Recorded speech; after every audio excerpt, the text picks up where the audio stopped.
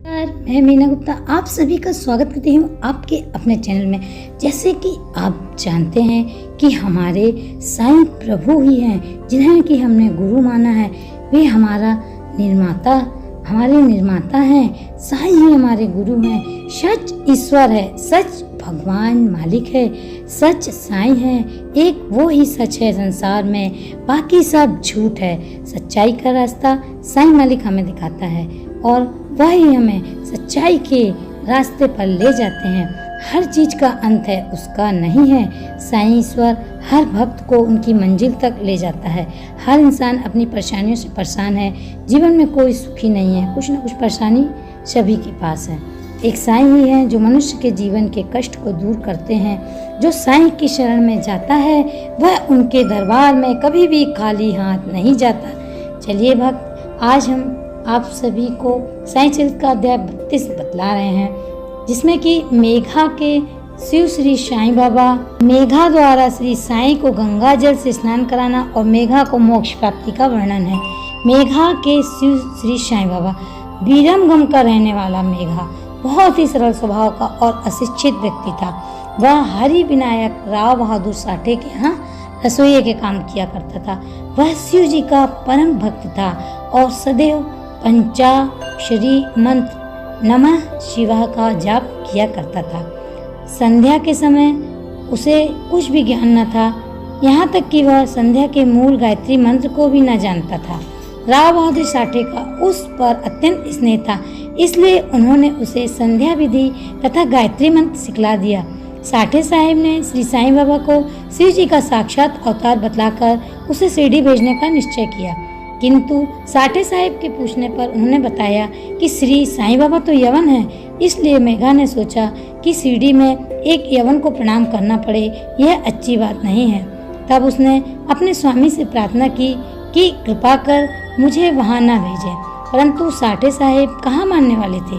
उन्होंने उसे किसी प्रकार शिरडी भेज दिया तथा उसके द्वारा अपने ससुर गणेश दामोदर उपनाम दादा केलकर को, जो शिरडी में ही रहते थे, एक पत्र भेजा कि मेघा का परिचय बाबा से करा देना। शिरडी पहुंचने पर जब वह मस्जिद में घुसा तो बाबा क्रोधित हो गए और उसे मस्जिद में आने की मनाही कर दी। वे गरज कर बोले कि इसे बाहर निकाल दो।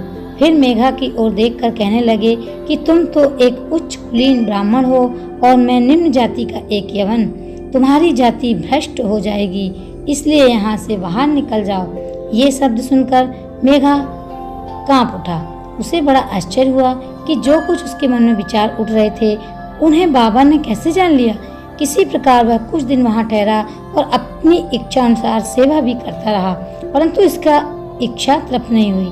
फिर वह लौट आया और वहां से नासिक जिला चला गया। वर्ष भर के पश्चात वह पुनः शिरडी आया और इस बार दादा केलकर के कहने से उसे मस्जिद में रहने का अवसर प्राप्त हो गया। मस्जिद में रहकर साईं बाबा के उपदेश से उसमें काफी बदलाव आ चुका था। अब तो वह श्री साईं बाबा को शिव जी का ही साक्षात अवतार समझने लगा था। शिव पूजन में कहते हैं कि बेल पत्रों की आवश्यकता होती है, इसलिए अपने शिव बाबा जी का पूजन करने हेतु बेल पत्रों की खोज में वह बहुत मीलों दूर निकल जाया करता था। प्रतिदिन उसने ऐसा नियम बना लिया था कि गांव में जितने भी देवालय थे, पहले वहां जाकर वह उनका पूजन करता और उसके पश्चात ही वह मस्जिद में बाबा को प्रणाम करता था। कुछ देर चरण सेवा करने के पश्चात ही चरणामृत पान करता था। एक बार खंडोबा के मंदिर का द्वार बंद था, इसलिए वह बिना पूजन किए वहां से लौट आया और जब वह मस्जिद में आया तो बाबा ने उसकी सेवा स्वीकार नहीं की तथा उसे पुनः वहां जाकर पूजन कर आने को कहा और उसे बतलाया कि अब मंदिर के द्वार खुल गए हैं। मेघा ने जाकर देखा कि सचमुच मंदिर के द्वार खुले थे। जब उसने लौटकर यथाविधि पूजन की तब कहीं बाबा ने उसे अपना पूजन करने की अनुमति दी। अब हम आपको बतलाते हैं कि मेघा द्वारा श्री साईं बाबा को गंगा जल से स्नान कराना।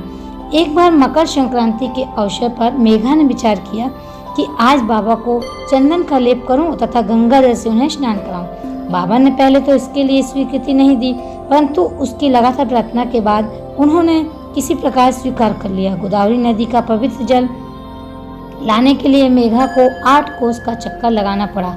वह जल लेकर लौट आया और दोपहर तक पूर्ण व्यवस्था कर ली। तब उसने बाबा को तैयार होने की सूचना दी। बाबा ने पुनः मेघा से अनुरोध किया कि मुझे इस झंझट से दूर ही रहने दो। मैं तो एक फकीर हूँ, मुझे गंगा जल से क्या प्रयोजन। परंतु मेघा कुछ सुनता ही न था। मेघा की तो यह दृढ़ धारणा थी कि वह शिव जी को गंगा जल से अधिक प्रसन्न होते हैं। उसी तरह ऐसे शुभ अवसर पर अपने शिव जी को स्नान कराना हमारा परम कर्तव्य है। अब तो बाबा को सहमत होना ही पड़ा और नीचे उतरकर वे एक पीढ़े पर बैठ गए तथा अपना मस्तक आगे करते हुए कहने लगे, अरे मेघा, कम से कम इतनी तो कृपा करना कि पानी केवल मेरे सिर पर ही डालना। सिर शरीर का प्रधान अंग है और उस पर पानी डालना ही पूरे शरीर पर पानी डालने के समान है। मेघा ने अच्छा अच्छा कहते हुए बर्तन उठाकर सिर पर पानी डालना प्रारंभ किया। ऐसा करने से उसे इतनी प्रसन्नता हुई कि उच्च स्वर में हर हर गंगे कह के बर्तन का सारा पानी बाबा के संपूर्ण शरीर पर उड़ेल दिया और फिर पानी का बर्तन एक ओर रख कर वह बाबा की ओर निहारने लगा। उसने देखा कि बाबा का तो केवल सिर ही भीगा है और शेष भाग ज्यों का त्यों सूखा ही है। यह देख उसे बड़ा ही आश्चर्य हुआ। मेघा बाबा को 2 बार स्नान कराता था, परंतु पहले वह बाबा को मस्जिद में स्नान कराता और फिर बाड़े में नाना साहेब चंदूरकर द्वारा प्राप्त उनके बड़े चित्र को। इस प्रकार यह क्रम 1 वर्ष तक चलता रहा। बाबा ने उसकी भक्ति तथा विश्वास दृढ़ करने के लिए उसे दर्शन दिए। एक दिन प्रातःकाल मेघा जब आधी निंदा में अपनी सैया पर लेटा हुआ था, तभी उनके दर्शन हुए। बाबा ने उसे जागृत जानकर अक्षत फेंके और कहा कि मेघा, मुझे त्रिशूल लगाओ। इतना कहकर वे अंतर्ध्यान हो गए। उनके शब्द सुनकर उसने उत्सुकता से अपनी आंखें खोली, परंतु देखा कि वहाँ कोई नहीं है, केवल अक्षत ही यहाँ वहाँ बिखरे पड़े हैं। तब वह उठकर बाबा के पास गया और उन्हें शब्द आने के पश्चात उनसे त्रिशूल लगाने की आज्ञा मांगी। बाबा बोले कि क्या तुमने मेरे शब्द नहीं सुने? वह कोई स्वप्न नहीं, वरना मेरी आज्ञा थी। मेरे शब्द सदैव अर्थपूर्ण होते हैं, थोते पोचे नहीं। मेघा कहने लगा कि आपने दया कर मुझे निद्रा से तो जागृत कर दिया है, परंतु सभी द्वार पूर्वत ही बंद देखकर मैं मूढ़मती भ्रमित हो गया हूँ कि कहीं स्वप्न तो नहीं देख रहा था।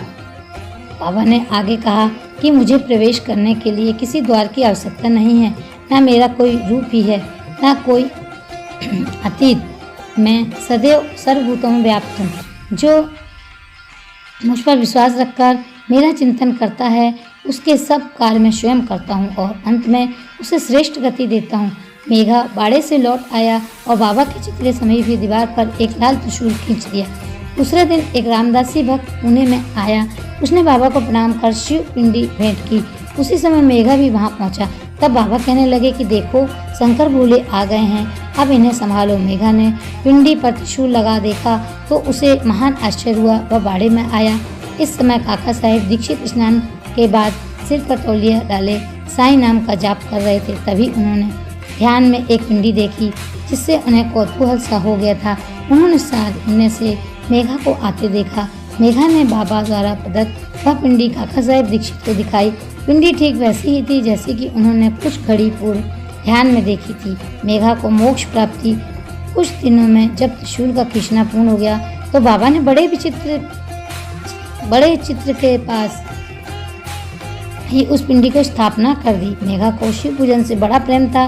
त्रिपुंड खींचने का अवसर देकर तथा पिंडी की स्थापना कर बाबा ने उसका विश्वास दृढ़ हो गया। इस प्रकार कई वर्षों तक लगातार दोपहर संध्या को नियमित आरती तथा पूजा कर सन 1922 में मेघा परलोकवासी हो गए।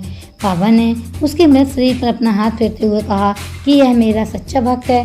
बाबा ने अपने ही खर्च से उसका मृत्यु भोज ब्राह्मणों को दिए जाने की आज्ञा दी, जिसका पालन काका साहेब दीक्षित ने भी किया। आज हम कहते हैं कि साईं बाबा की पूजा यदि आपने सच्चे मन से कर ली तो साईं बाबा आपकी हर इच्छा व हर कार्य पूर्ण करेंगे।